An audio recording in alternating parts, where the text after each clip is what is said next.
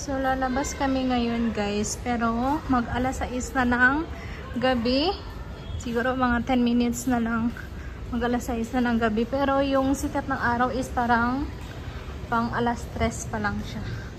O, diba? So, lalabas kami kasi nga may bibilihin akong gulay. Gulay tapos yung, ano ba to?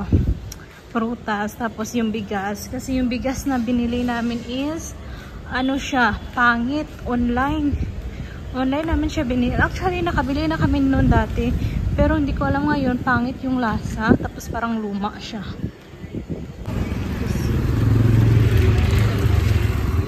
So, naka-grocery na kami guys. Konti lang yung pinamili ko, mga 2 kilo lang na bigas, tapos green peas, tapos melon. Friday kasi kaya madaming tao, so hindi ako pwede maka-video doon sa daan basa. Dinadaanan naman kasi sobrang daming tao talaga. Baka mamaya ma-snatch din yung phone ko. So, pabalik na kami. So, doon kami, bibili pa kami ng prutas tapos gulay.